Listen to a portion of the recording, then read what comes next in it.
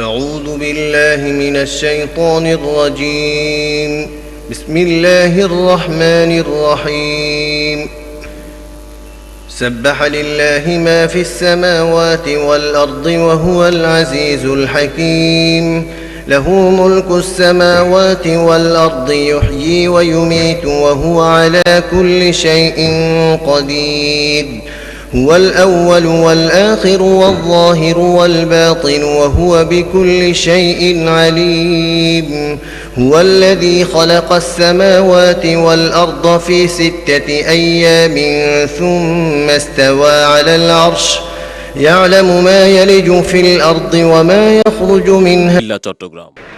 الحمد لله نحمده ونستعينه ونستغفره ونؤمن به ونتوكل عليه ونعوذ بالله من شرور أنفسنا ومن سيئات أعمالنا. من يهده الله فلا مضل له ومن يضلله فلا هادي له. ونشهد أن لا إله إلا الله وحده لا شريك له. ونشهد أن سيدنا ونبينا ومولانا محمدا عبده ورسوله صلى الله تعالى عليه وعلى آله وأصحابه وبارك وسلم.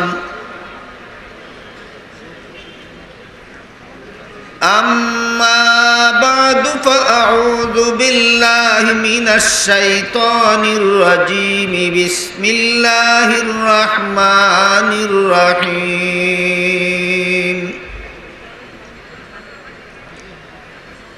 يا أيها الرسول بلغ ما أنزل إليك من ربك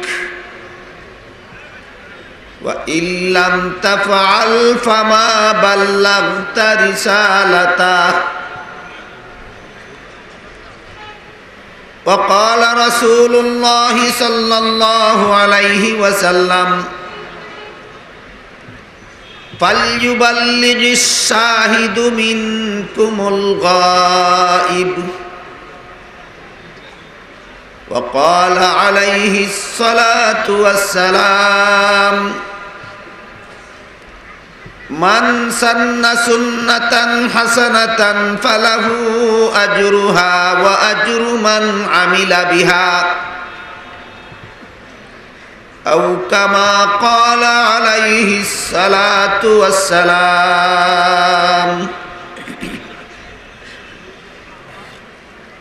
হযরত উলামায়ে কেরাম, সম্মানিত সুধী সমাজ,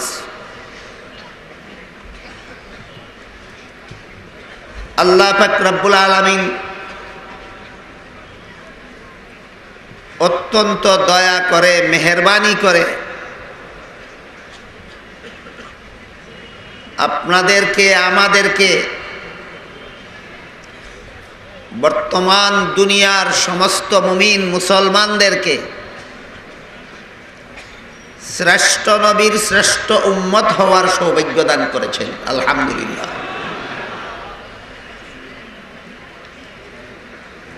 আমরা শ্রেষ্ঠ নবীর শ্রেষ্ঠ উম্মত হওয়ার সৌভাগ্য লাভ করেছি নিজেদের চেষ্টা প্রচেষ্টায়, আবেদন নিবেদন ক্রমে, না একমাত্র আল্লাহর দয়ায়। আল্লাহর দয়ায়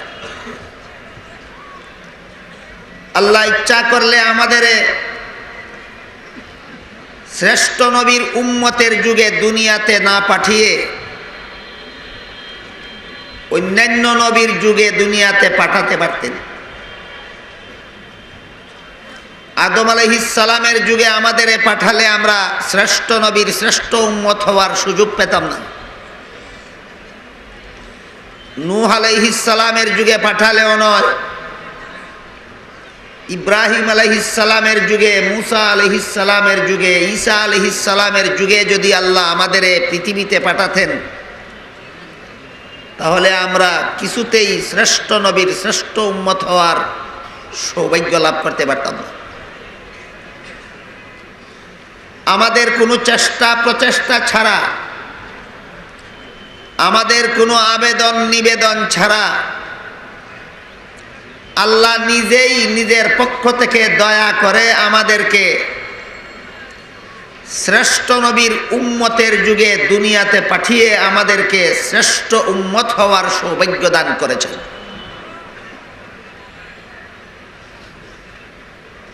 তাই আহলে সুন্নাত ওয়াল জামাতের আকীদা বিশ্বাস হচ্ছে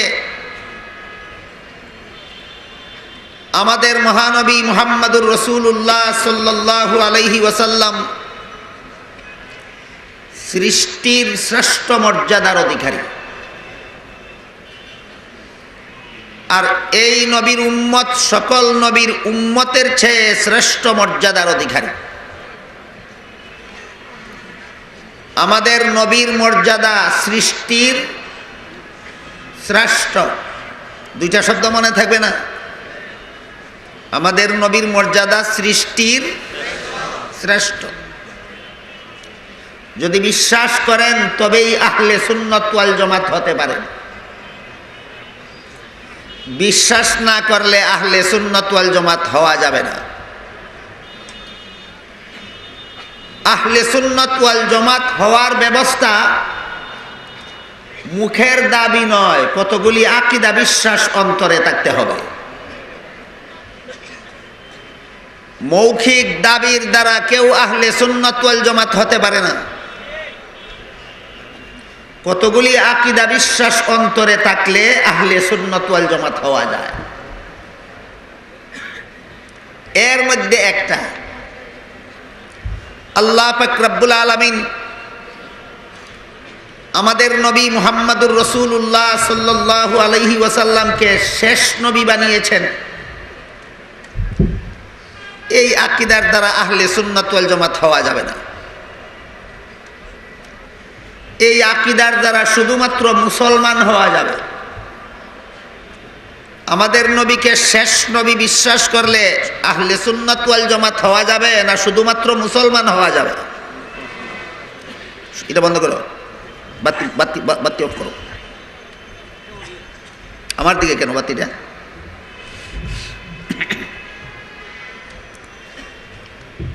মুহাম্মদুর রাসূলুল্লাহ সাল্লাল্লাহু আলাইহি ওয়াসাল্লাম সর্বশেষ নবী, একথা বিশ্বাস করলে শুধু মুসলমান হওয়া যায়।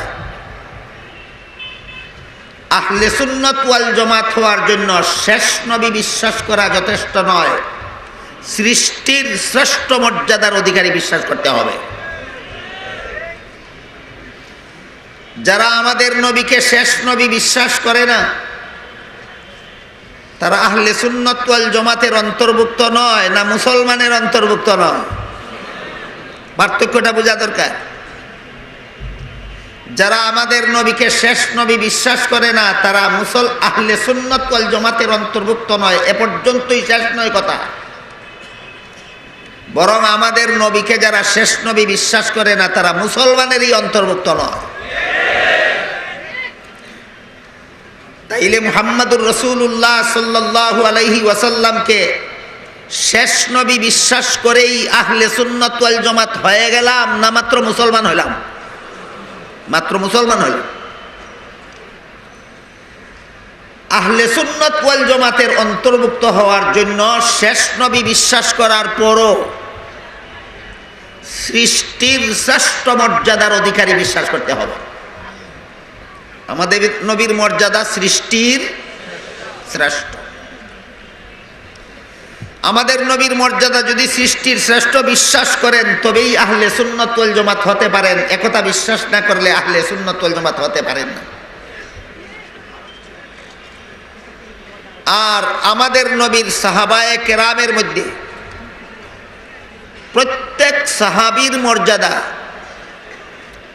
সর্বযুগের, সারা দুনিয়ার সর্বযুগের সমস্ত ওলি আউলিয়াগণের চেয়ে শ্রেষ্ঠ বিশ্বাস করলে আপনি আহলে সুন্নাত ওয়াল জামাত হতে পারেন। আমাদের নবীর কোনো একজন সাহাবীর মর্যাদা সর্বযুগের সারা দুনিয়ার সমস্ত অলিয়া উলিয়াগণের চেয়ে শ্রেষ্ঠ মর্যাদার অধিকারী বিশ্বাস না করলে আপনি আহলে সুন্নাত ওয়াল জামাত হতে পারেন না।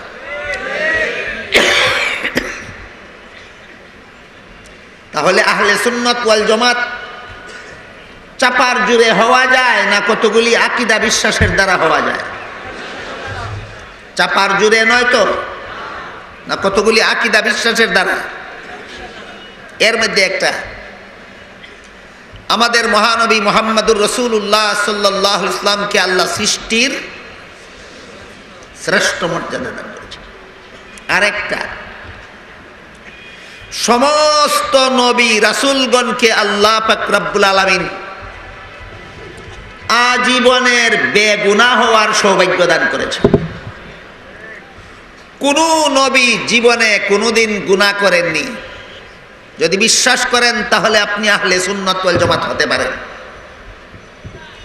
কোন নবীকে যদি কেউ কোনো গুনার কারণে গুনাহগার মনে করে, সে কখনো আহলে সুন্নাত ওয়াল জামাত হতে পারে না।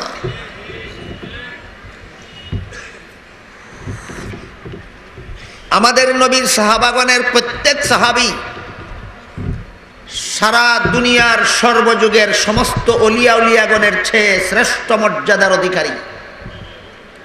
যদি বিশ্বাস করেন তাহলেই আহলে সুন্নাত ওয়াল জামাতের অন্তর্ভুক্ত হতে পারেন। আমাদের নবীর প্রত্যেক সাহাবীর মর্যাদা সমস্ত ওলিগণের চেয়ে শ্রেষ্ঠ বিশ্বাস না করলে আহলে সুন্নাত ওয়াল জামাত হতে পারেন না। কতটা উদাহরণ বুঝে থাকলে বলুন আহলে সুন্নাত ওয়াল জামাত কিভাবে হওয়া যায়? কতগুলি আকীদা বিশ্বাসের দ্বারা হওয়া যায়, না চাপার জুড়ে হওয়া যায়, না কতগুলি আকীদা বিশ্বাসের দ্বারা হওয়া যায়। এর মধ্যে একটা হলো, আল্লাহ আমাদের নবীকে সৃষ্টির শ্রেষ্ঠ মর্যাদা দান করেছেন। আমাদের নবীকে সৃষ্টির শ্রেষ্ঠ মর্যাদা দান করেছেন। আর এই নবীর উম্মতকে আল্লাহ সকল নবীর উম্মতের উপর শ্রেষ্ঠ মর্যাদা দান করেছেন। এটাও আহলে সুন্নাত ওয়াল জামাতের আকীদা। কেউ যদি মুহাম্মদুর রাসূলুল্লাহর উম্মতকে সকল নবীর উম্মতের চেয়ে শ্রেষ্ঠ মর্যাদার অধিকারী বিশ্বাস করে না, সে আহলে সুন্নাত ওয়াল জামাত হতে পারবে না। আমার কথা বুঝে থাকলে বলুন, এই নবীর উম্মতের মর্যাদা কাদের চেয়ে শ্রেষ্ঠ? সকল নবীর সমস্ত উম্মতের চেয়ে শ্রেষ্ঠ। আমাদের শুধু বুঝার ব্যাপার, আমাদের নবী মুহাম্মদুর রাসূলুল্লাহ সাল্লাল্লাহু আলাইহি ওয়াসাল্লাম সৃষ্টির শ্রেষ্ঠ মর্যাদার অধিকারী হলেন কিভাবে, কোন কোন কারণে? আর এই নবীর উম্মত সকল নবীর উম্মতের উপর শ্রেষ্ঠ মর্যাদার অধিকারী হলো কোন কোন কারণে? কারণগুলি আমাদের বোঝার ব্যাপার। আকীদা বিশ্বাসে আমাদের কোনো দ্বিমত নাই, সবাই একমত। হ্যাঁ, যারা নবীগণকে গুনাহগার মনে করে তাদের আকীদা বিশ্বাস আহলে সুন্নাত ওয়াল জামাতের সাথে মিল নেই, গরমি। তারা আহলে সুন্নাত ওয়াল জামাতের অন্তর্ভুক্ত নয়। আমরা যারা আহলে সুন্নাত ওয়াল জামাতের আকীদায় বিশ্বাসী, আমাদের বুঝার বাকি রইল আমাদের মহানবী মুহাম্মদুর রাসূলুল্লাহ সাল্লাল্লাহু আলাইহি ওয়াসাল্লামকে আল্লাহ কিভাবে সৃষ্টির শ্রেষ্ঠ মর্যাদা দান করেছেন, আর এই নবীর উম্মতকে আল্লাহ কিভাবে সৃষ্টির শ্রেষ্ঠ মর্যাদা দান করে, অন্যান্য নবীর উম্মতের উপর শ্রেষ্ঠ মর্যাদা দান করেছেন। এ মর্মে পবিত্র কোরআনের বিভিন্ন আয়াত সুস্পষ্ট বিবরণ বিভিন্ন আয়াতে পাওয়া যায়। তোর মধ্যে এক আয়াতে আল্লাহ বলেন, وَكَذَلِكَ جَعَلْنَاكُمْ أُمَّةً وَسَطًا لِتَكُونُوا شُهَدَاءَ عَلَى النَّاسِ وَيَكُونَ الرَّسُولُ عَلَيْكُمْ شَهِيدًا। অর্থাৎ হে মুহাম্মদুর রাসূলুল্লাহর উম্মতেরা, যেমন ভাবে আমি তোমাদের জন্য শ্রেষ্ঠ কিবলা নির্ধারণ করে দিয়েছি, তেমনি ভাবে আমি তোমাদেরকে শ্রেষ্ঠ উম্মত সাব্যস্ত করেছি। আমাদেরকে আল্লাহ কেমন উম্মত ঘোষণা দিলেন? শ্রেষ্ঠ উম্মত। অন্যান্য সমস্ত নবী রসুলগণের মর্যাদার চেয়ে আল্লাহ আমাদেরকে শ্রেষ্ঠ মর্যাদা দিয়ে আমাদেরকে শ্রেষ্ঠ উম্মত ঘোষণা করেছে। অন্য আয়াতে বলেন, কুনতুম খায়রা উম্মাতিন উখরিজাত লিন-নাসি তা'মুরুনা বিল মা'রুফি ওয়া তানহাউনা আনিল মুনকার। হে মুহাম্মদুর রাসূলুল্লাহর উম্মতেরা, তোমরা শ্রেষ্ঠ উম্মত। কোন কারণে? যেসব কারণে তোমরা শ্রেষ্ঠ উম্মত, তোর মধ্যে একটা কারণের বিবরণ দিয়ে আল্লাহ বলেন, তা'মুরুনা বিল মা'রুফি ওয়া তানহাউনা আনিল মুনকার। তোমরা জগৎবাসী মানুষকে ভালো কাজের আদেশ করবে, খারাপ কাজে বাধা দেবে। এই কথাটাকেই, সৎ কাজের আদেশ এবং অসৎ কাজের নিষেধকেই পরিভাষাগতভাবে দাওয়াত ও তাবলীগ বলা হয়। পরিভাষাগতভাবে কি বলা হয়? দাওয়াত ও তাবলীগ বলা হয়। দাওয়াত ও তাবলীগের কাজ তোমাদের আগে পূর্ববর্তী নবীগণের কোনো উম্মত এই দায়িত্ব পালন করতে পারেনি। এই জন্য তোমাদের নবীর আবির্ভাবের আগে সারা দুনিয়াতে দাওয়াত ও তাবলীগের কাজ করাইছেন আল্লাহ শুধুমাত্র নবী রাসূলগণের মাধ্যমে। উম্মতেরা দাওয়াত ও তাবলীগের দায়িত্ব পালনে ব্যর্থ হয়েছে। উম্মতেরা দাওয়াত ও তাবলীগের দায়িত্ব পালনে ব্যর্থ হয়েছে। কোন নবীর উম্মত এই মহান দায়িত্ব পালনে সার্থক হতে পারেনি। সকল নবীর উম্মত এই দায়িত্ব পালনে ব্যর্থ হয়েছে, দাওয়াত ও তাবলীগের দায়িত্ব পালনে ব্যর্থ হয়েছে। কিন্তু তোমাদের নবী যেহেতু শেষ নবী, এই নবীর পরে তো আমি আর কাউকে নবী বানাবো না। আপনারা কি জানেন আমাদের নবীর পরে আল্লাহ আরো কাউকে নবী বানাবেন? কাজেই এই নবীর উম্মত তোমরাও যদি দাওয়াত ও তাবলীগের দায়িত্ব পালনে ব্যর্থ হয়ে যাও, তাহলে কিয়ামত পর্যন্ত দুনিয়াতে দাওয়াত ও তাবলীগের কাজ চলবে না, বন্ধ হয়ে যাবে। সুতরাং কিয়ামত পর্যন্ত, তোমাদের নবীর আবির্ভাবের পর থেকে কিয়ামত পর্যন্ত দাওয়াত ও তাবলীগের দায়িত্ব তোমাদেরকেই পালন করতে হবে। এই জন্য আমি আল্লাহ তোমাদেরকে সকল নবীর উম্মতের উপর শ্রেষ্ঠ মর্যাদা দান করেছি। বুঝে থাকলে বলুন তো কোন দায়িত্বের কারণে আমরা আবারও জ্বালাইছি? আমার দিকে আমার হবে না ভাই, এরকম হবে না, তুমি এখান থেকে সরে যাও।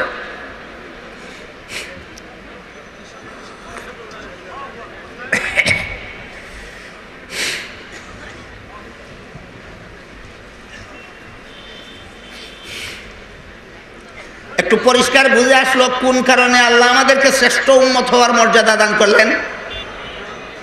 দাওয়াত ও তাবলীগের কারণে। এই দাওয়াত ও তাবলীগের কাজ আর কোন নবীর উম্মত করতে সক্ষম হয়নি। একমাত্র মুহাম্মদুর রাসূলুল্লাহর উম্মত কিয়ামত পর্যন্ত দুনিয়াতে দাওয়াত ও তাবলীগের কাজ চালু রাখবে। এজন্য আল্লাহ এই উম্মতকে সকল নবীর উম্মতের উপর শ্রেষ্ঠ মর্যাদা অধিকারী বলে ঘোষণা দিয়েছে। একটু বলবেন দয়া করে কোন দায়িত্ব পালনের কারণে আমরা শ্রেষ্ঠ উম্মত? দাওয়াত ও তাবলীগের দায়িত্ব পালনের কারণে। দাওয়াতের মর্ম হলো মানুষকে আল্লাহর পথে ডাকা, মানুষকে আল্লাহর পথে দাওয়াত দেওয়া। তাবলীগের মর্ম হলো মানুষের কাছে আল্লাহর কথা পৌঁছে দেওয়া। দাওয়াতের অর্থ কি? আল্লাহর পথে ডাকা। তাবলীগের অর্থ কি? আল্লাহর কথা মানুষের কাছে পৌঁছে দেওয়া। মানুষকে আল্লাহর পথে ডাকার দায়িত্ব, মানুষের কাছে আল্লাহর কথা পৌঁছে দেওয়ার দায়িত্ব তোমাদেরকেই পালন করতে হবে কিয়ামত পর্যন্ত। এই জন্য আল্লাহ বলেন তোমাদেরকে সকল নবীর উম্মতের উপর শ্রেষ্ঠ মর্যাদা দান করেছি। এই দাওয়াত ও তাবলীগের গুরুত্ব কত? এক হাদিসে রাসূল করিম সাল্লাল্লাহু আলাইহি ওয়াসাল্লাম বলেন, পূর্ববর্তী নবীগণের আমলে কোনো এক নবী দুনিয়ার থেকে বিদায় হয়ে যাওয়ার পর নবীর বেশিরভাগ উম্মতেরা অসৎ কাজে লিপ্ত হয়ে গেল।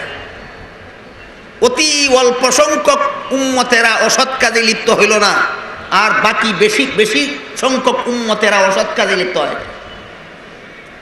আল্লাহ পাক রব্বুল আলামিন ফেরেশতাদেরকে নির্দেশ দিলেন, এই উম্মতের সবাইকে আযাব দিয়ে ধ্বংস করে দাও। ফেরেশতা জানতে চাইলেন, হে আল্লাহ, যারা অসৎ কাজে লিপ্ত হয়েছে তাদেরকে অসৎ কাজের অপরাধে আযাব দিয়ে ধ্বংস করে দেওয়ার যুক্তি আছে? এখনো পর্যন্ত কিছু সংখ্যক উম্মত যারা অসৎ কাজে লিপ্ত হয়নি তাদেরকে কোন যুক্তিতে আযাব দিয়ে ধ্বংস করে দেব? ফেরেশতার প্রশ্নের জবাবে আল্লাহ বলেন, যারা অসৎ কাজে লিপ্ত হয়েছে তাদেরকে অসৎ কাজের শাস্তি হিসাবে আযাব দিয়ে ধ্বংস করে দাও। আর যারা অসৎ কাজে লিপ্ত হয়নি তারা কেন, যারা লিপ্ত হয়েছে তাদেরকে সৎ কাজের দাওয়াত দিল না, সেই অপরাধে তাদেরকেও ধ্বংস করে দাও। হাদিসের মর্ম বুঝে থাকলে বলুন, নিজের নেক আমল নিজে বসে থাকলে, নিজে করে বসে থাকলেই উম্মতে মুহাম্মদিয়ার দায়িত্ব পালন হয় না, অসৎ কাজে যারা লিপ্ত তাদেরকে অসৎ কাজের দাওয়াত দিতে হয়। আপনি যদি অসৎ কাজ করেন না কিন্তু অসৎ কাজ করেনেওয়ালাকে সৎ কাজের দাওয়াতও দেন না, ওই লোকটা অসৎ কাজ করে যেই রকমের অপরাধী, আপনি দাওয়াত না দিয়েও সেই রকমের অপরাধী। এই হাদিসের দ্বারা বিষয় পরিষ্কার হয়ে যায় দাওয়াত ও তাবলীগের গুরুত্ব আল্লাহর দৃষ্টিতে কত। আল্লাহ পাক রব্বুল আলামিন সমস্ত নবী রাসূল পাঠিয়েছিলেন এই একটা মাত্র কাজের জন্যই, দুনিয়ার মানুষকে আল্লাহর পথে দাওয়াত দেওয়ার জন্য, দুনিয়ার মানুষের কাছে আল্লাহর কথা পৌঁছে দেওয়ার জন্য, তাবলীগের জন্য আল্লাহ সমস্ত নবী রাসূল পাঠিয়েছেন। এই জন্য আহলে সুন্নাত ওয়াল জামাতের আকীদার কিতাবাদিতে লেখা আছে, নবী রাসূলগণের ডেফিনেশন, নবী কাদেরকে বলা হয়? আন-নাবিয়্যু ইনসানুন বাআসাহুল্লাহু ইলা ইবাদিহি লিতাবলীগিল আহকাম। ওই মহামানবের নাম নবী, যাকে আল্লাহ মনোনীত করে পৃথিবীতে পাঠান আল্লাহর বান্দাদের কাছে আল্লাহর কথার তাবলীগ করার জন্য। তাহলে নবীগণের দায়িত্বই কি? তাবলীগ করা। নবীগণের দায়িত্বই তাবলীগ করা। আপনাদের নবীর পরে আরো কেউ নবী হবে? তাহলে এবারকার তাবলীগের দায়িত্ব পালন করবে কে? এই জন্য আপনারা শ্রেষ্ঠ উম্মত। কথা পরিষ্কার বুঝলেন কিনা দেখুন। আগের আমলে আল্লাহ নবীদের দ্বারা তাবলীগের দায়িত্ব পালন করাইতেন, আপনাদের নবীর পরে আর কেউ নবী হবে না, তাই কিয়ামত পর্যন্ত আপনাদেরকেই নবীগণের সেই দায়িত্বটা, আল্লাহর কথার তাবলীগ করার দায়িত্বটা আপনাদেরকেই পালন করতে হবে। এই জন্য আল্লাহ আপনাদেরকে কোরআনে শ্রেষ্ঠ উম্মত বলে ঘোষণা দিয়েছেন।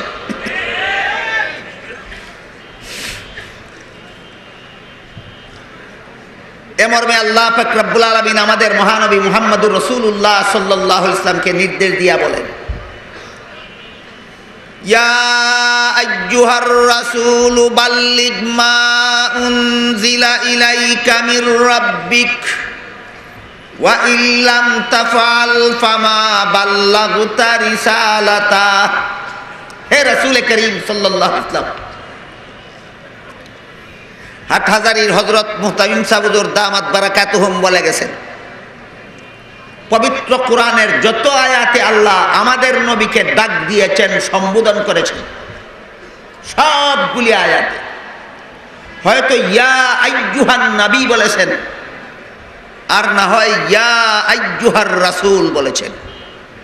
এটা আরবি গ্রামারগত আলোচনা, সেই আলোচনার ক্ষেত্র এটা নয়। মাদ্রাসার ছাত্ররা যখন আরবি গ্রামার ক্লাসে বসে পড়ে তখন সেখানে তারা বুঝে নেয় আইয়ুহা যোগ করলে কি হয় আর না করলে কি হয়। এখানে শুধু আপনারা এতটুকু স্মরণ রাখুন, ইয়া আইয়ুহান নবী বলে সম্বোধন করলে নবীকে সম্মানজনকভাবে সম্বোধন করা হয়, ইয়া আইয়ুহার রাসূল বলে সম্বোধন করলে নবীকে সম্মানজনকভাবে সম্বোধন করা হয়। আল্লাহ এই পদ্ধতি পবিত্র কোরআনে শিক্ষা দিয়েছেন। আল্লাহর শিক্ষা দেওয়া পদ্ধতি বর্জন করে মন গড়াভাবে যদি ইয়া নবী ইয়া রাসূল বলে, এর দ্বারা নবীকে সম্বোধন হয় ঠিক কিন্তু সম্মানজনক হয় না, রাসূলকে সম্বোধন হয় ঠিক কিন্তু সম্মানজনক হয় না। সম্মানজনকভাবে আল্লাহর শিক্ষা দেওয়া পদ্ধতিতে যারা নবীকে সম্বোধনটুকু করতে রাজি নয় তারাই বর্তমান সমাজের সবচেয়ে বড় আশিকে রাসূল। তেলাওয়াতকৃত আয়াতে দেখুন আল্লাহ বলতেছেন, ইয়া আইয়ুহার রাসূল, নাকি ইয়া রাসূল? ইয়া আইয়ুহার রাসূল, হে সম্মানিত রাসূল সাল্লাল্লাহু আলাইহি ওয়াসাল্লাম, বাল্লিগ মা উনজিলা ইলাইকা মির রাব্বিক, আপনার পরওয়ারদিগার আমি আল্লাহর পক্ষ থেকে আপনার কাছে যা কিছু পাঠানো হইল, যত কথা আল্লাহর পক্ষ থেকে আপনার কাছে নাজিল করা হইল, সবগুলি কথা আমার বান্দাদের কাছে তাবলীগ করে দিন। এবার বলুন তো, তাবলীগ করে দিন মানে কি? পৌঁছাইয়া দিন। আমার প্রেরিত বাণীর সবগুলি কথা আমার বান্দাদের কাছে তাবলীগ করে দিন, পৌঁছাইয়া দিন। তারপরে বলেন, ওয়া ইল্লাম তাফআল ফামা বাল্লাগতা রিসালাতা, আমার একটা কথাও যদি আমার বান্দার কাছে তাবলীগ করার বাকি থাকে, তাহলে রাসূল হিসাবে আপনাকে যে দায়িত্ব দিয়েছি সেই দায়িত্ব পালন হবে না। আল্লাহর একটা কথাও যদি আল্লাহর বান্দাদের কাছে পৌঁছানোর বাকি থাকে, আল্লাহ আমাদের রাসূলকে সম্বোধন করে বলেন, একটা কথাও যদি তাবলীগ করার বাকি থাকে, আপনাকে রাসূল হিসেবে যে দায়িত্ব দিয়েছি সেই দায়িত্ব পালন হবে না। আপনাদের রাসূল সম্পর্কে আপনাদের কি ধারণা? দায়িত্ব ঠিক মতেই পালন করেছিলেন না কিছু ত্রুটিও করেছিলেন?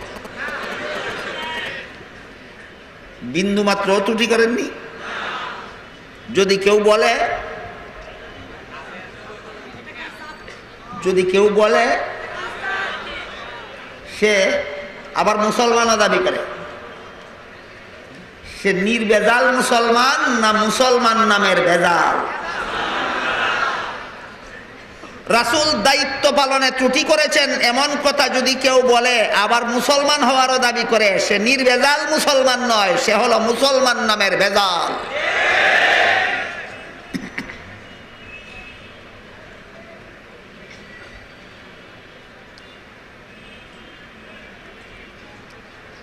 বর্তমান সরকারের পূর্ববর্তী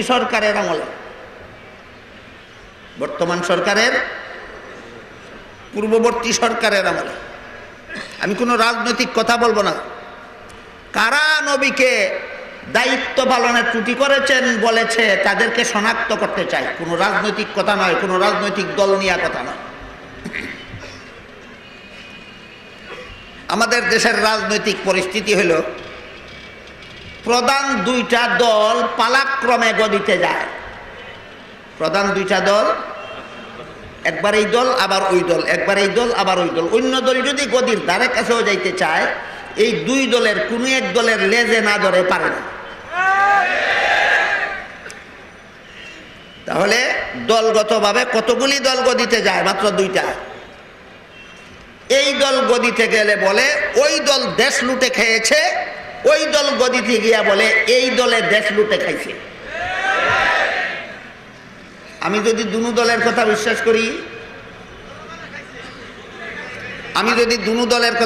করি, তাহলে ফলাফল কি দাঁড়ায়? দুনো দলেই গদিত গিয়া দেশ লুটিয়া খায়। যারা দেশ লুটিয়া খায় গদিতে গেলেই, তারার রাজনীতিটাই তো সুস্থ না ফসা?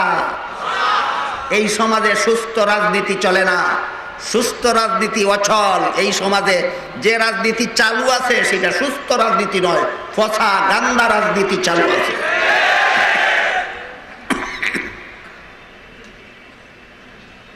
আর যদি বলেন কোন দলই লুটে খায়নি, আপনারা যদি বলেন, তাহলে যে দুনো দলই দুনো দলের বিরুদ্ধে লুটে খাওয়ার অভিযোগ দিল, অভিযোগ সত্য না মিথ্যা?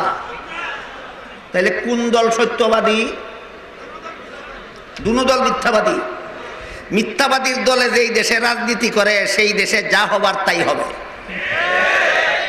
সেই দেশে যা হবার তাই হবে।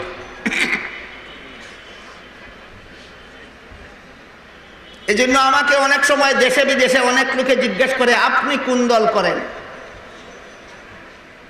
আমি বলি আমি কোন দল করি না। আমাকে বলে আপনি কোন দল করেন? আমি বলি আমি কোন দল করি না। কোন দল বুঝতে পারছেন? এই দল গদিতে দিয়া বলে ওই দলে দেশ লুটে খেয়েছে, ওই দল গদিতে গিয়া বলে এই দলে দেশ লুটতে খাইছে, এটার নাম কি? কোন দল? আমারে জিজ্ঞাসা করে ওনাকে, আপনি কোন দল করেন? আমি বলি আমি কোন দল করি না, কোন দল ছাড়া এই দেশে কোনো রাজনীতি নাই।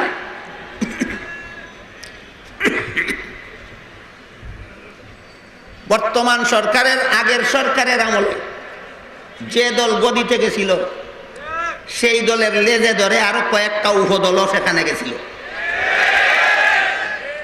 যেমন ভাবে বর্তমান সরকার বর্তমান দলের লেজে ধরে কয়েক দল গদিতে গেছে, তেমনি ভাবে এর আগের দলেরও লেজে ধরে কয়েক দল গদিতে গেছিল। ওই যে সমস্ত লোক, যে সমস্ত ছোট ছোট দল বড় দলের লেজে ধরে গদিতে গেছিল আগের সরকারের আমলে, এদের মধ্যে একটা দল আছে, এরা নবীগণের সমালোচক। এদের দলের প্রতিষ্ঠাতা নেতা, তার সবচেয়ে বড় অমর গ্রন্থ পবিত্র কোরআনের অপব্যাখ্যা গ্রন্থ, এর সূরায়ে নাসর বা ইজাজা সূরার অপব্যাখ্যায় লিখেছে, রক্তে মাংসে গড়া মানুষ হিসাবে মুহাম্মদুর রাসূলুল্লাহ নবুয়তের দায়িত্ব পালনে ত্রুটি করেছিলেন। রক্তে মাংসে গড়া মানুষ হিসাবে মুহাম্মদুর রাসূলুল্লাহ নবুয়তের দায়িত্ব পালনে ত্রুটি করেছিলেন। এটা আহলে সুন্নাত ওয়াল জামাতের আকীদা। নির্ভেজাল মুসলমানের আকীদা না মুসলমান নামের ভেজাল? মুসলমান নামের ভেজাল। আমি আপনাদের কাছে জিজ্ঞাসা করতে চাই, যারা ইসলামের নামে দল করে না, ইসলামের নামে রাজনীতি করে না, তারা যদি বলে মসজিদের অর্ধেক মূর্তি পূজার জন্য ছেড়ে দেওয়ার কথা, যারা ইসলামের নামে রাজনীতি করে না তারা যদি বলে দুর্গা খেতে ফসল বাড়াইয়া দিতে পারে, এটা বড় অপরাধ হবে না? যারা ইসলামের নামে দল করার পরে গদিতে গিয়া বলে মুহাম্মদুর রাসূলুল্লাহ দায়িত্ব পালনে ত্রুটি করেছিলেন, সেইটা বড় অপরাধ হবে। অপরাধ শুধু একটা কেন আমাদের নজরে ধরা পড়বে, আর একটা অপরাধ আমাদের নজরে ধরা পড়বে না কেন? আমরা এত একচুকা হব কেন? আমরা এত একরুকা হব কেন?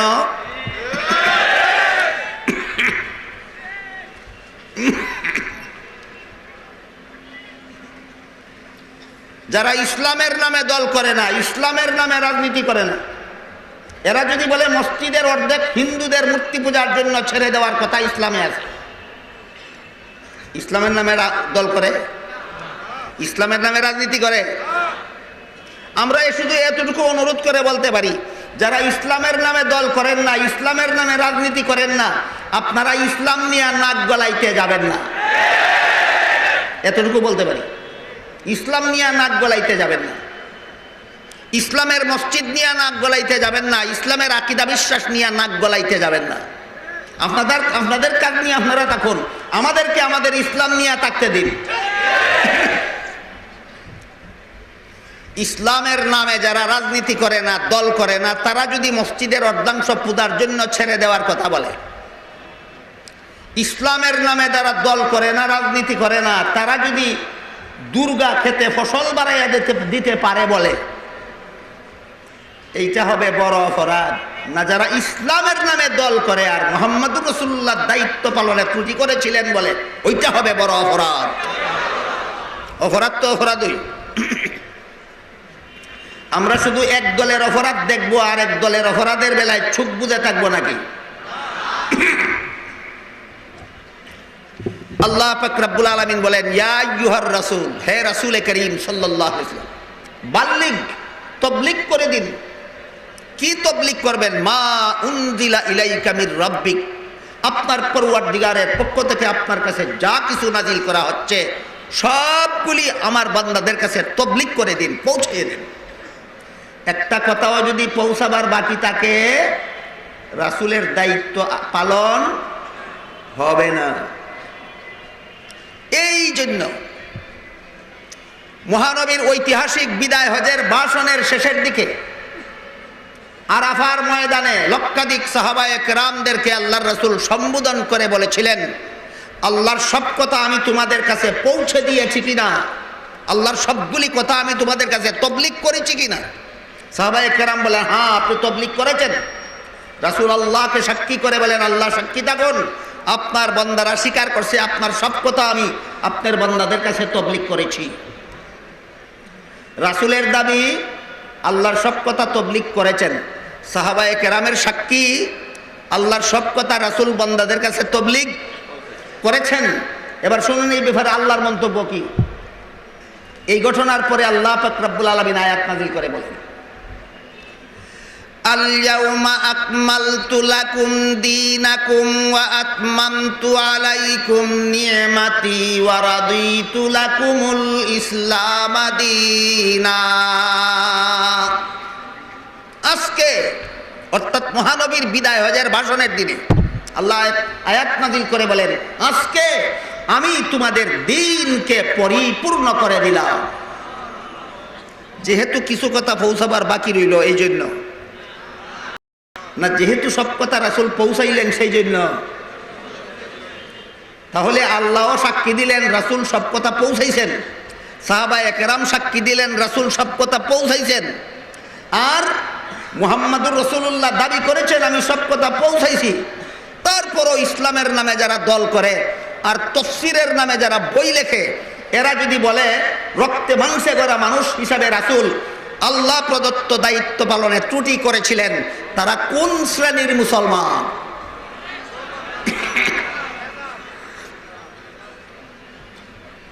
ভাষণের শেষ দিকে শেষ প্রান্তে আল্লাহ রাসূল বলেন, ফালইউবাল্লিগিশ শাহিদু মিনকুমুল গায়ব।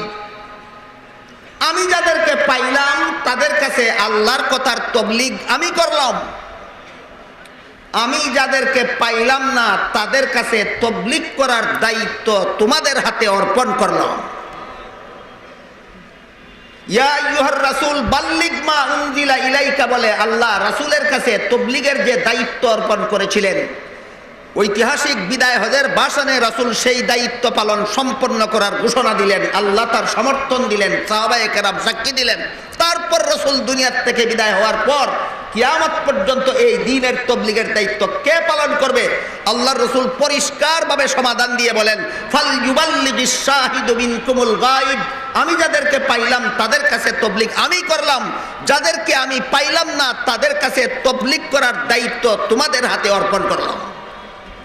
বলুন, বিদায় হজের ভাষণে আল্লাহ রাসূল কিয়ামত পর্যন্ত আল্লাহর বান্দাদের কাছে আল্লাহর দ্বীনের তবলিগ করার দায়িত্ব উম্মতের হাতে অর্পণ করেছেন কিনা?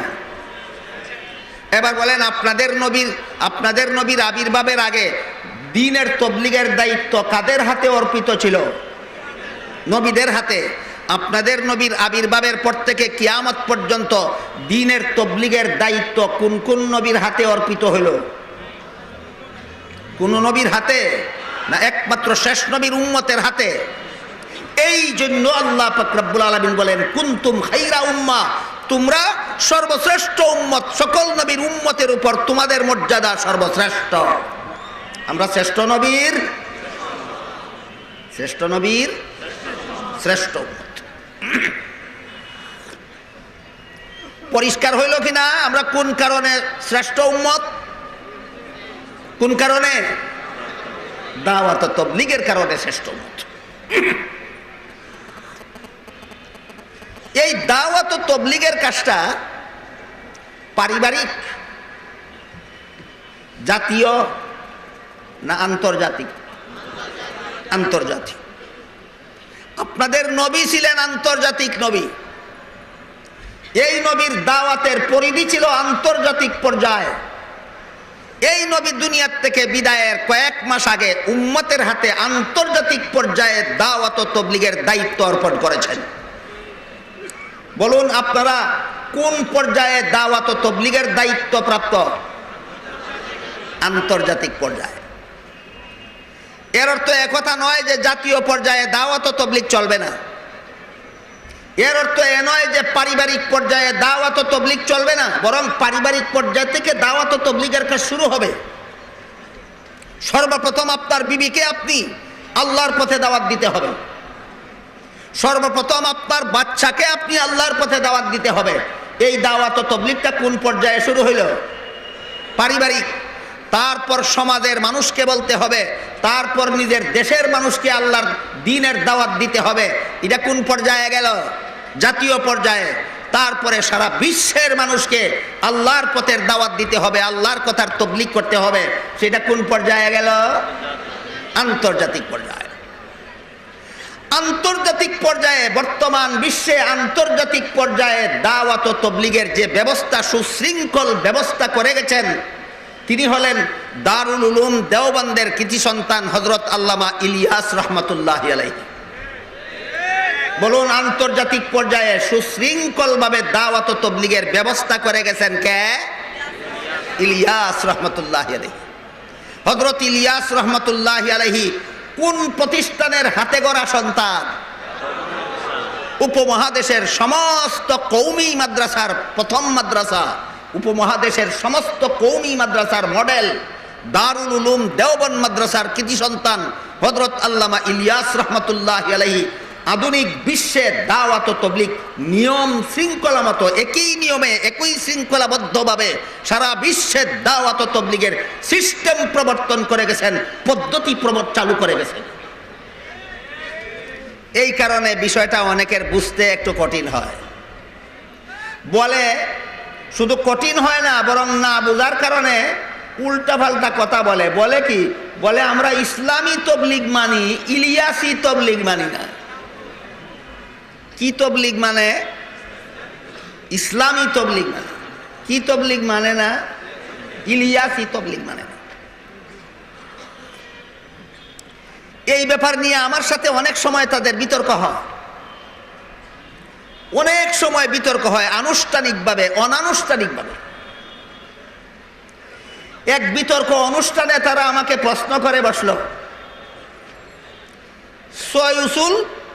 ছয় উসুলের তাবলীগ যদি কেউ মানে না তাহলে তাকে আপনি কি বলবেন? আমাকে প্রশ্ন করলো, ছয় উসুলের তাবলীগ যদি কেউ মানে না তাহলে তাকে আপনি কি বলবেন? আমি যদি বলি সে ঠিক আছে, তাহলে বলবে ঠিক আছে, এই ছয় উসুলি তাবলীগ আমরা করি না, আমরা ঠিক আছি। আর আমি যদি জবাবে বলি ছয় উসুলি তাবলীগ যারা করে না তারা ভুল পথে আছে, তাহলে বলবে ইলিয়াসের আগে যারা তাবলীগ করেছিল তারা কি ভুল পথে ছিল? আহাদুল আমরাইন লাজিম যাকে বলে। আমার জন্য উভয় সংকট সৃষ্টি করার নীল নকশা নিয়ে এই প্রশ্ন বিতর্ক অনুষ্ঠানে আমাকে করেছিল, ছয় উসুলি তাবলীগ যারা মানে না তাদের সম্পর্কে আপনার মতামত কি? আমি বললাম, ছয় উসুলের প্রথম নম্বর উসুল কালেমা। কোন কালেমা? লা ইলাহা ইল্লাল্লাহু ইলিয়াস রাসূলুল্লাহ না মুহাম্মাদুর রাসূলুল্লাহ। 2 নম্বর উসুল কি? 3 বেলার নামাজ না 5 বেলার নামাজ? 3 নম্বর উসুল কি? এলেম ও জিকির, শরীয়তের এলেম শিখা আর আল্লাহর জিকির করা।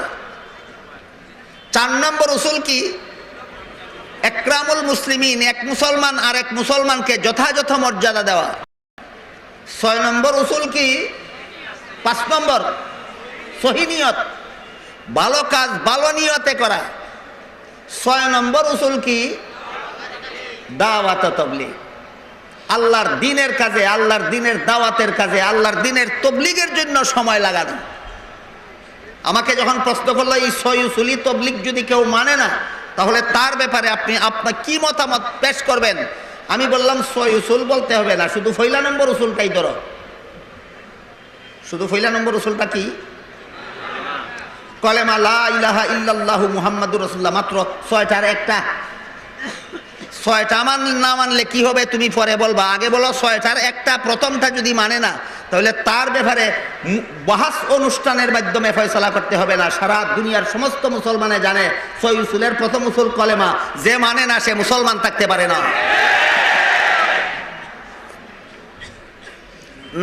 নামাজ ফরজ না মানলে মুসলমান থাকতে পারে?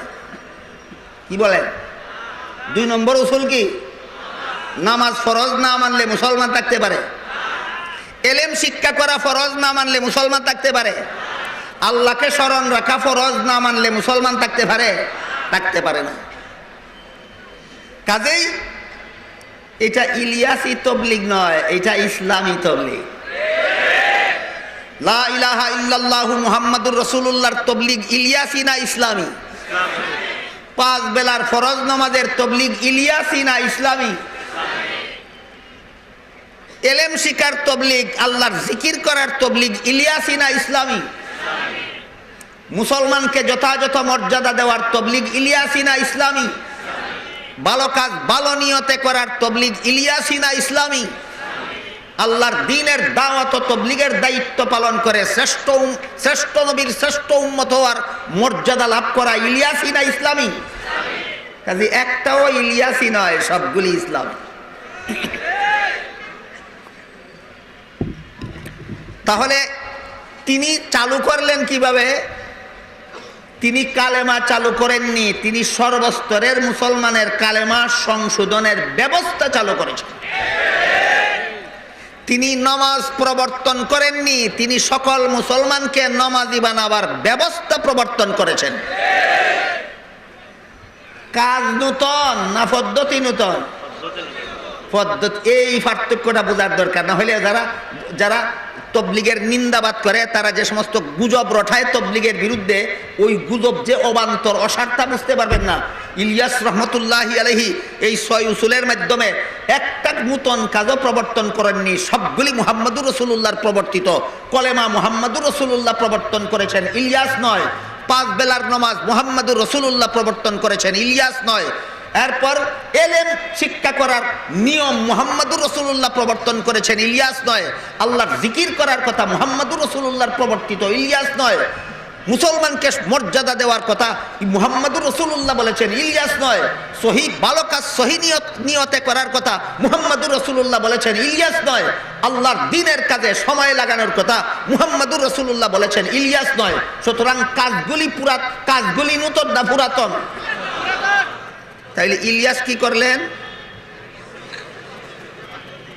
সারা বিশ্বে দাওয়াত ও তাবলীগ একই নিয়মে একই শৃঙ্খলাবদ্ধভাবে চালু করার পদ্ধতি প্রবর্তন করেছেন।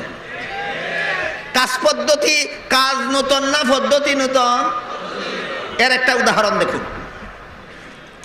মানুষকে আল্লাহর দ্বীনের কথা বুঝাইয়া দেওয়া, এটা দ্বীনের কাজ কিনা?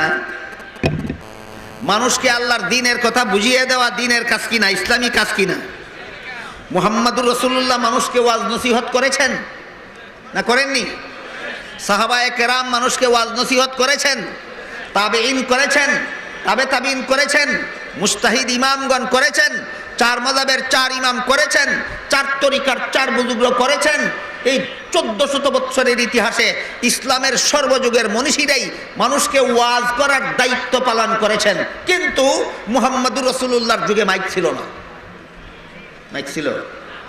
খুলাফায়ে রাশিদিনের যুগে মাইক ছিল না, সাহাবায়ে কেরামের যুগে মাইক ছিল না, 4 মাযহাবের 4 ইমামের যুগে মাইক ছিল না।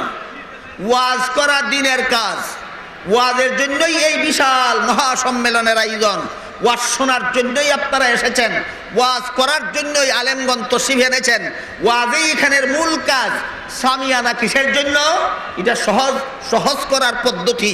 এই বাতি কিসের জন্য? ওয়াজের সুবিধার জন্য। মাইক্রোফোন কিসের জন্য? ওয়াজের সুবিধার জন্য। স্টেজ সাজানো হলো কিসের জন্য? ওয়াজের সুবিধার জন্য। বলুন, এইগুলি ওয়াজ না ওয়াজের পদ্ধতি? ওয়াজের পদ্ধতি। ওয়াজ হইল আল্লাহ এবং আল্লাহর রাসূলের কথা বুঝাইয়া দেওয়া, সেটা হইল ওয়াজ। সামিয়ানা ওয়াজ নয়, এটা একটা নতুন পদ্ধতি। লাইটিং ওয়াজ নয়, এটা একটা নতুন পদ্ধতি। মাইকিং ওয়াজ নয়, এটা একটা নতুন পদ্ধতি। স্টেজ সাজানো ওয়াজ নয়, এটা একটা নতুন পদ্ধতি। কাজ পুরাতন, পদ্ধতি নতুন। আরো সহজ একটা উদাহরণ শুনুন। মুহাম্মদুর রাসূলুল্লাহ সাল্লাল্লাহু আলাইহি ওয়াসাল্লাম নির্দেশ দিয়েছেন সরাসরি, জমাতে যারা নামাজ পড়বে তারা কাতার যেন সোজা করে। কাতার সোজা করার নির্দেশ, নামাজের জমাতে কাতার সোজা করার নির্দেশ আল্লাহ রাসূল দিয়েছেন কিনা? আল্লাহ রাসূল নামাজের জমাতে কাতার সোজা করার নির্দেশ দিয়েছেন। বিভিন্ন হাদিসের কিতাবে আছে, কাঁধে কাঁধে মিলিয়ে আর পায়ে পায়ে মিলিয়ে কাতার সোজা করো। কতটা অঙ্গের কথা? 2টা। কাঁধে কাঁধে মিলাও, কাতার সোজা করো, পায়ে পায়ে মিলাও, কাতার সোজা করো। এই হাদিস এর অপব্যবহার করে আমাদের সমাজের কিছু লোক আছে যারা বলে আমরা মাযহাব মানি না, হাদিস মানি। কি মানে না, কি মানে? মাযহাব মানি না, হাদিস মানি। এরা দুই ঠ্যাং ছড়াইয়া দাঁড়ায় কাতারে, আর বলে হাদিসে আছে পায়ে পায়ে মিলাইয়া কাতার সোজা করার কথা। আমি জিজ্ঞেস করি, যে হাদিসে মিলাইয়া কাতার সোজা করার কথা, সেই হাদিসে পায়ের কথা আগে না কাদের কথা আগে? কাদের কথা আগে? হাদিসে আছে কাঁধে কাঁধে মিলাও কাতার সোজা করার জন্য, পায়ে পায়ে মিলাও কাতার সোজা করার জন্য। বুঝে থাকলে বলুন, পা মিলানোর কথা আগে বলা হয়েছে না কাঁধ মিলানোর কথা আগে বলা হয়েছে? এবার তুমি বলো মিলানি বলতে তুমি কি বুঝো? কাঁধে কাঁধে মিলানির অর্থ যদি বুঝো কাঁধে কাঁধে লাগাইয়া দেওয়া, তাহলে তোমার দুই পাশের দুই ব্যক্তির দুই কাঁধের সাথে তোমার দুই কাঁধ লাগাইয়া দেখো তো দুই ঠ্যাং কতটুকু ছড়াইতে পারো। আর যদি বলো মিলানির অর্থ লাগানি নয়, মিলানির অর্থ বরাবর করা, তাহলে তোমার দুই ঠ্যাং তোমার সাইড পেনের ঠ্যাঙ্গের সাথে বরাবর করবা, লাগাইয়া দিতে বলছে কে? সুতরাং এরা মযহাব তো মানে না, নিজেরাই কইল। হাদিসটাও কি মানলো? যারা মযহাব মানে না আসলে তারা হাদিসেই মানে না। যারা মযহাব মানে না তারা আসলে হাদিসেই মানে না। এরা আরেকটা কথায় কথায় আসলো, আরেকটা উদাহরণ দিচ্ছি শুনেন। এক হাদিসে আছে নমাজের নিয়ত করার পরে সিনায় হাত বাঁধার কথা, আর এক হাদিসে আছে নাভির নিচে হাত বাঁধার কথা। বলুন তো হাত বাঁধার হাদিস কত প্রকার? দুই প্রকার। এক প্রকার হাদিসে আছে সিনায় হাত বাঁধার কথা, আর এক প্রকার হাদিসে আছে নাভির নিচে হাত বাঁধার কথা। যারা মযহাব মানে না, হাদিস মানার দোহাই দিয়া এরা সবাই, নারী পুরুষ সবাই সিনায় হাত বাঁধে, নাভির নিচে কেউ হাত বাঁধে না। ইমাম আবু হানিফা রাহমাতুল্লাহি আলাইহি বলেন, নাভি সিনায় হাত বাঁধার হাদিস আমল করবে নারীরা, আর নাভির নিচে হাত বাঁধার হাদিস আমল করবে পুরুষেরা। হাদিস মানলো কে আর হাদিস মানলো না কে? যারা বলে মযহাব মানি না হাদিস মানি, হাদিস মানলো না। এক হাদিস মানলো আর এক হাদিস ছেড়ে দিল। ইমাম আবু হানিফা রাহমাতুল্লাহি আলাইহি হানাফি মাযহাবের সমাধান দিয়েছেন সব হাদিস কিভাবে মানা যায়। নাভির নিচে হাত বাঁধার হাদিস আমল করবে পুরুষেরা, সিনায় হাত বাঁধার হাদিস আমল করবে নারীরা। বলুন হানাফি মাযহাবে কোন হাদিস আমল থেকে বাদ গেল? কিন্তু লামাযহাবিরা উভয় হাদিস আমল করলো না, এক হাদিস বাদ দিল। হাদিস বাদ দিয়া দিলে আহলে হাদিস হয়? আহলে হাদিস না আহলে হাদাস? আহলে হাদিস নয়, আহলে হাদাস। এইটা আমার মূল আলোচ্য বিষয় না। আমার মূল আলোচ্য বিষয় হলো হাদিস শরীফে আল্লাহর রাসূল বলেছেন কাতার সোজা করো, কাঁধে কাঁধ মিলিয়ে পায়ে পা মিলিয়ে কাতার সোজা করো। তাহলে কাতার নামাজের জমাতে কাতার সোজা করা এটা ধর্মের কাজ, এটা রসুলের যুগ থেকে চালু, রসুল নিজে নির্দেশ দিয়েছে। কিন্তু রাসূলের যুগে কোনো মসজিদে কাতার সোজা করার জন্য দাগ দেওয়া হয়নি। খুলাফায়ে রাশিদিনের যুগে কোনো মসজিদে কাতার সোজা করার জন্য দাগ দেওয়া হয়নি। সাহাবায়ে কেরামের যুগে, তাবেঈনের যুগে, তাবেঈনের যুগে, চার মাযহাবের চার ইমামের যুগে কোনো মসজিদে কাতার সোজা করার জন্য দাগ দেওয়া হয়নি। কেন? কাতার সোজা করার পদ্ধতি রসুল শিক্ষা দিয়ে গেছেন, কাঁধে কাঁধে মিলিয়ে পায়ে পায়ে মিলিয়ে কাতার সোজা করো। নমাজ জমাতের সাথে নমাজ পড়তে যারা অভ্যস্ত, নবীর তরিকায় নমাজ পড়তে যারা অভ্যস্ত, এরা কাতার সোজা করার জন্য দাগ লাগে না। এরা রাসূলের শিক্ষা দেওয়া পদ্ধতি জানে, কাতার সোজা করা যায় দাগ ছাড়াই, কাঁধে কাঁধে মিলাইলে আর পায়ে পায়ে মিলাইলে। কিন্তু আমাদের বর্তমান সমাজের বেশিরভাগ মুসলমান নবীর তরিকা শিখবে দূরের কথা, জমাতের সাথে নামাজ পড়বে দূরের কথা, নিয়মিত সর্বদা নামাজই পড়ে না। সে জানেই না কাতার কিভাবে সোজা করতে হয়। কোনো রকমকে একটু আগে অথবা একটু পিছনে দাঁড়াইয়া যায়, কাতার বাঁকাতেরা ফিরে ফেলে। এই জন্য বর্তমান আধুনিক বিশ্বের মসজিদগুলির মধ্যে এই সমস্ত অনভ্যস্ত মুসল্লিদের যারা কাতার সোজা করার ব্যাপারে নবী কি তরিকা শিক্ষা দিয়েছেন জানে না, এদেরকে কাতার সোজা করে সোজা কাতারবদ্ধভাবে দাঁড়াবার জন্য মসজিদে দাগ দেওয়া হয়। বলুন দাগ দেওয়াটাই মূল কাজ না পদ্ধতি? মূল কাজ কোনটা? মূল কাজ হলো কাতার সোজা করা। ধর্মের মূল কাজ কোনটা? মসজিদে কাতার সোজা করার জন্য দাগ দেওয়া ধর্মের মূল কাজ না কাতার সোজা করা মূল কাজ? দাগ কেন? পদ্ধতি। মূল কাজ যদি কেউ মন গড়া করে সেইটার নাম বেদাত, আর পদ্ধতি কেউ যদি নূতন বের করে যে তার বের করা পদ্ধতি মতো মূল কাজ অতি সহজে সাধন হয়, সেই ব্যাপারে হাদিস শরীফে রাসূল করিম সাল্লাল্লাহু আলাইহি ওয়াসাল্লাম বলেন, মান সান্না সুন্নাতান হাসানাতান ফালাহু আজরুহা ওয়া আজরু মান আমিলা বিহা। আমার ধর্মের দলিল দ্বারা প্রমাণিত মূল কাজগুলি চালু করার জন্য নূতন পদ্ধতি যারা উদ্ভাবন করবে, তাদের উদ্ভাবিত পদ্ধতিতে যত লোক এই মূল কাজটা করবে সর্বলোকে পাবে যে পরিমাণ সওয়াব, যেই ব্যক্তি উদ্ভাবন করলো নয়া পদ্ধতিটা ওই লোকে একা পাবে সেই পরিমাণ সওয়াব। এবার বলুন, মুহাম্মদুর রাসূলুল্লাহ ওয়াজ করেছেন কিনা? মাইকে না মাইক ছাড়া? খোলাফায়ে রাশিদিন ওয়াজ করেছেন কিনা? মাইকে না মাইক ছাড়া? সাহাবায়ে কেরাম ওয়াজ করেছিলেন কিনা? মাইকে না মাইক ছাড়া? তাবেঈন, তাবে তাবেঈন, চার মাযহাবের চার ইমাম, চার তরিকার চার বুজুর্গ ওয়াজ নসিহত জাতিকে করেছেন কিনা? মাইক যুগে না মাইক ছাড়া? মাইক ছাড়া। এখন কেন মাইক ফিট করা হইল? এই প্রশ্নের যেই জবাব মুহাম্মদুর রাসূলুল্লাহর যুগে কলেমা ছিল, মুহাম্মদুর রাসূলুল্লাহর যুগে নামাজ ছিল, মুহাম্মদুর রাসূলুল্লাহর যুগে ইলম ছিল, জিকির ছিল, মুহাম্মদুর রাসূলুল্লাহর যুগে ইকরামুল মুসলিমিন ছিল, মুহাম্মদুর রাসূলুল্লাহর যুগে শহীদিয়তের কথা ছিল, মুহাম্মদুর রাসূলুল্লাহর যুগে নফর ফি সাবিলিল্লাহর কথা ছিল। কিন্তু এই ইলিয়াসি পদ্ধতি ছিল না। কেন ইলিয়াসি পদ্ধতি বাইর হইল? ওই প্রশ্নেরও সেই জবাব। আমার কথা বুঝে থাকলে বলুন, হযরত ইলিয়াস রহমতুল্লাহি আলাইহি ধর্মের নামে নূতন কোন কথা উদ্ভাবন করেছেন না ধর্মের পুরান কথা চালু করার জন্য নূতন পদ্ধতি উদ্ভাবন করেছেন? কাজ নূতন না পদ্ধতি নূতন? কাজ নূতন নয়, পদ্ধতি নূতন। যদি না মানেন তাহলে আসুন মাদ্রাসায় যায়। মুহাম্মদুর রাসূলুল্লাহর যুগে কোরআন হাদিস শিক্ষা দেওয়ার ব্যবস্থা চালু ছিল কিনা? খোলাফায়ে রাশিদিনের যুগে ছিল কিনা? সাহাবায়ে কেরামের যুগে ছিল, তাবেঈনের যুগে ছিল, তাবে তাবেঈনের যুগে ছিল, আইম্মায়ে মুস্তাহিদিনের যুগে ছিল, চার মাযহাবের চার ইমামের যুগে কোরআন হাদিস শিক্ষা দেওয়ার কাজ চালু ছিল। চার তরিকার চার পীরের যুগে কোরআন হাদিস শিক্ষা দেওয়ার কাজ চালু ছিল। কিন্তু পদ্ধতিগতভাবে ক্লাসরুম নির্মাণ করে অমুক ক্লাসে অমুক রুমে প্রথম ক্লাস বসবে, অমুক রুমে দ্বিতীয় ক্লাস বসবে, অমুক রুমে তৃতীয় ক্লাস বসবে, তমুক রুমে চতুর্থ ক্লাস বসবে, তমুক রুমে পঞ্চম ক্লাস বসবে। প্রথম ঘন্টায় আরবি শব্দ বিন্যাস পড়ানো হবে, দ্বিতীয় ঘন্টায় আরবি বাক্য বিন্যাস পড়ানো হবে, তৃতীয় ঘন্টায় আরবি অলঙ্কার শাস্ত্র পড়ানো হবে, চতুর্থ ঘন্টায় আরবি সাহিত্য পড়ানো হবে, পঞ্চম ঘন্টায় মান্তেক পড়ানো হবে, ষষ্ঠ ঘন্টায় কিছু আয়াতের তর্জমা পড়ানো হবে, 7 নম্বর ঘন্টায় কিছু হাদিসের তর্জমা পড়ানো হবে। এই যে পদ্ধতি আমাদের বর্তমান সমাজের মাদ্রাসা শিক্ষা ব্যবস্থায়, এই পদ্ধতি ছিল পূর্বেকার যুগে। এই পদ্ধতি কেন অবলম্বন করলা? এই প্রশ্নের যেই জবাব এই 6 উসুল মুহাম্মদুর রাসূলুল্লাহর যুগে ছিল। ইলিয়াস রাহমাতুল্লাহ আলাইহি এই নতুন পদ্ধতি গ্রহণ করলেন কেন? ওই প্রশ্নেরও সেই জবাব। বুঝে থাকলে বলুন, মাদ্রাসায় এই ক্লাসরুমের নতুন পদ্ধতি চালু করা এইটাই মূল কাজ না কোরআন হাদিস শিক্ষা দেওয়াই মূল কাজ?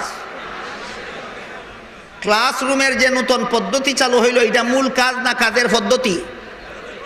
পদ্ধতি নতুন হইলে দোষ না কাজ নতুন হইলে দোষ? কাজ নতুন হইলে দোষ। এই পার্থক্যটা বেদাতীরা হয়তো বুঝে না, আর না হয় বুঝেও স্বীকার করতে চায় না। এই জন্য তাবলীগের বিরুদ্ধে এই সমস্ত গুজব রটায়। তারা অনেক সময় জিজ্ঞাসা করে, ঠিক আছে বুঝলাম, কলেমাও নবীর যুগে ছিল, নামাজও নবীর যুগে ছিল, এলেমও নবীর যুগে ছিল, জিকিরও নবীর যুগে ছিল, ইকরামুল মুসলিমিনও ছিল, সহিনিয়ত ছিল, নফর ফি সাবিলিল্লাহও ছিল, কিন্তু রোজা অত ছিল? কি বলেন, নবীর যুগে রমজানের রোজা ছিল না? নবীর যুগে যাকাত ছিল না? ছিল। তাইলে রোজা কেন 7 নম্বর উসুল কেন রোজা রাখলা না? 8 নম্বর উসুল কেন যাকাত রাখলা না? যেই 6 উসুলের তবলিগে রোজার কথা নাই, যেই 6 উসুলের তবলিগে হজের কথা নাই, সেই 6 উসুলই তবলিগ, মুহাম্মদি তবলিগ নয়, ইসলামী তবলিগ নয়, এটা ইলিয়াসি তবলিগ।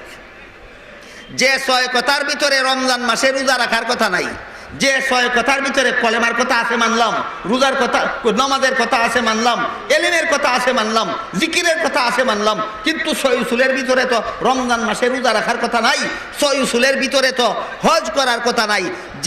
যে তবলিগের মধ্যে 6 উসুল আছে কিন্তু রমজানের 6 কথা আছে, রমজানে রোজা রাখার কথা নাই, হজ করার কথা নাই, এই 6 উসুলি তবলিগ কোনোদিন ইসলামী তবলিগ হতে পারে না। এরকম কথাও বলে কিনা? আমি পবিত্র কোরআন থেকে আপনাদের দেখিয়ে দিব এমন 6 কথা আল্লাহ কোরআনেও বারবার বলেছেন যে 6 কথার ভিতরে রোজার কথা নাই, যে 6 কথার ভিতরে হজের কথা নাই, কিন্তু 6 কথা বলে আল্লাহ বলেছেন হেদায়েত প্রাপ্ত হবে, জান্নাতে যাবে। কিছু বলবেন? বলবেন কিছু? জি, টাইম শেষ।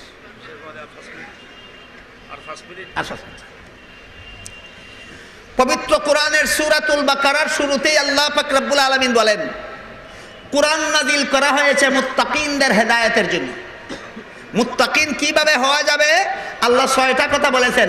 আল্লাযীনা ইউমিনুনা বিল গায়ব, 1 নম্বরে গায়বানা অবস্থায় ঈমান আনবে, 2 নম্বর নামাজ কায়েম করবে, 3 নম্বর আল্লাহর দেওয়া সম্পদ আল্লাহর বিধান মতো খরচ করবে, 4 নম্বর আল্লাযীনা ইউমিনুনা বিল গায়বি ওয়া ইউকিমুনাস সালাতা ওয়া মিম্মা রাযাকনাহুম ইউনফিকুন ওয়াল্লাযীনা ইউমিনুনা বিমা উনজিলা ইলাইক, 4 নম্বর কোরআনের উপর ঈমান আনবে, 5 নম্বর অন্যান্য আসমানি কিতাব বিশ্বাস করবে, 6 নম্বর পরকাল বিশ্বাস করবে। কটা কথা? সূরাতুল বাকারার শুরুতে আল্লাহ মুত্তাকিনদের কটা গুণের কথা উল্লেখ করছেন? 6টা গুণ আবার বলি, আপনারা গুনবেন আর লক্ষ্য করবেন কত নম্বরে রোজার কথা আর কত নম্বরে হজের কথা। আল্লাহ বলেন 1 নম্বরে গায়বানা অবস্থায় ঈমান আনবে, 2 নম্বরে নামাজ কায়েম করবে, 3 নম্বরে আল্লাহর দেওয়া সম্পদ আল্লাহর বিধান মতে খরচ করবে, 4 নম্বর কোরআন বিশ্বাস করবে, 5 নম্বর অন্যান্য আসমানি কিতাব বিশ্বাস করবে, 6 নম্বর পরকাল বিশ্বাস করবে। কত কথা? 6 কথা বলেন উলাইকা আলা হুদাম মির রাব্বিহিম ওয়া উলাইকা হুমুল মুফলিহুন। এই 6 কথা যারা পালন করবে এরা আল্লাহর হেদায়েত পাবে, এদের জীবন সফল হয়ে যাবে। আল্লাহ কেমন ভাবে রমজান বাদ দিয়া 6 কথা বলে হেদায়েত পাবে বললেন, আল্লাহ কেমন ভাবে হজের কথা বাদ দিয়া 6 কথা বললেন আর জীবন সফল হয়ে যাবে বললেন? এই প্রশ্নের যেই জবাব ইলিয়াসি তবলিগের বেলায় প্রশ্নেরও সেই জবাব। জবাবটা সহজে বোঝার জন্য একটা উদাহরণ দিচ্ছি, আগে শুনুন। আমাদের সমাজের বাজারের বিভিন্ন দোকানে বিভিন্ন রকমের আগরবাতি কিনতে পাওয়া যায়। আগরবাতি, এর মধ্যে এক রকম আগরবাতির নাম 4 in 1। এক প্রকার আগরবাতির নাম 4 in 1। অর্থ কি? একের ভিতর 4। দেখতে দেখা যায় 1 প্যাকেট, খুললেই পাওয়া যায় 4 প্যাকেট। একের ভিতর 4। ঠিক তেমনি ভাবে হাদিস শরীফে রাসূল করিম সাল্লাল্লাহু আলাইহি ওয়াসাল্লাম বলেন আল ঈমানু বিদউন ওয়া সাবউনা শুবাতান আফদালুহা লা ইলাহা ইল্লাল্লাহু ওয়া আদনাহা ইমাতাতুল আযা আনিত তরিক। ইসলামের সর্বমোট 6 কথা নয়, ইসলামের সর্বমোট 77 কথা। ইসলামের সর্বমোট 77 কথা। এই 77 কথাকে আল্লাহ পাক রব্বুল আলামিন সংক্ষিপ্ত আকারে 6 কথার ভিতরে ঢুকাইয়া দিয়েছেন। 77 কথারে কত কথার ভিতরে ঢুকাইয়া দিয়েছেন? 6 কথার ভিতরে। তাহলে এখানে 4 in 1 হইল না 77 in 6 হইল? 4 in 1 না 77 in 6? 77 in 6। কোরআনের যত জায়গায় আল্লাহ 6 কথা বলেছেন, রমজানের কথা উল্লেখ নাই, 6 কথা বলেছেন, হজের কথা উল্লেখ নাই। বুঝে নিবেন এর ভিতরে রমজান ঢুকানো আছে, এর ভিতরে হজের কথা ঢুকানো আছে। এবার আমরা একটু বের করে দেখি কিভাবে ঢুকানো আছে। আল্লাহ যে বললেন 1 নম্বরে গায়বানা অবস্থায় ঈমান আনবে, 2 নম্বরে নামাজ কায়েম করবে, 3 নম্বরে আল্লাহর দেওয়া সম্পদ আল্লাহর বিধান মতে খরচ করবে, 4 নম্বরে কি? কোরআন বিশ্বাস করবে। 4 নম্বরে কি? কোরআন বিশ্বাস করবে। রমজানের আয়াত বাদ দিয়া না সহ? কোরআন বিশ্বাস করবে হজের আয়াত বাদ দিয়া না সহ? রমজানের আয়াত সহ যদি কোরআন বিশ্বাস করে, হজের আয়াত সহ যদি কোরআন বিশ্বাস করে, তাইলে 77 in 6 হইল কিনা? 77 in 6 হইল কিনা? হইল। কাজেই ইলিয়াসি তবলিগে ইসলামের কোনো কিছুই বাদ দেওয়া হয়নি। কোরআন বুঝে না, এই জন্য তবলিগ বুঝে না। কোরআন বুঝলেই তবলিগ। কোরআন বুঝে না, এই জন্য তবলিগ বুঝে না। কোরআন বুঝলেই তবলিগ বুঝবে। বুঝে না কেন? এটার জন্য ছোট্টখাটো একটা গল্প 1-2 মিনিটে বলে আমার কথা শেষ করে দিচ্ছি। একটা ছোট্টখাটো একটা গল্প বলি শুনেন। এক প্রকারের মানুষ আছে, হাতের আঙ্গুলে মাপলে 52 আঙ্গুল উঁচু হয়। হাতের আঙ্গুলে মাপলে এই এতটুকু উঁচু, এর বেশি সারা জীবনে উঁচু হয় না। এইগুলিরে বাংলা ভাষায় বলে বামন। বাংলা ভাষায় বলে বামন।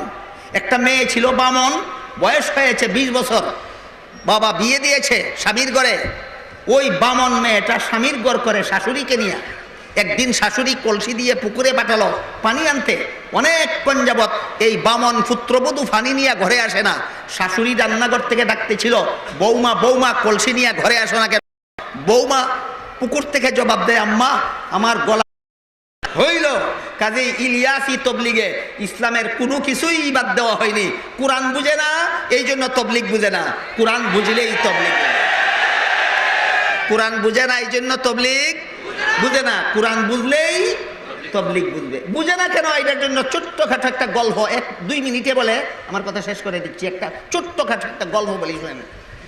এক প্রকারের মানুষ আছে, হাতের আঙ্গুলে মাপলে 52 আঙ্গুল উঁচু হয়। হাতের আঙ্গুলে মাপলে এই এতটুকু উঁচু, এর বেশি সারা জীবনে উঁচু হয় না। এইগুলিরে বাংলা ভাষায় বলে বামন। বাংলা ভাষায় বলে বামন। একটা মেয়ে ছিল বামন, বয়স হয়েছে 20 বছর, বাবা বিয়ে দিয়েছে স্বামীর ঘরে।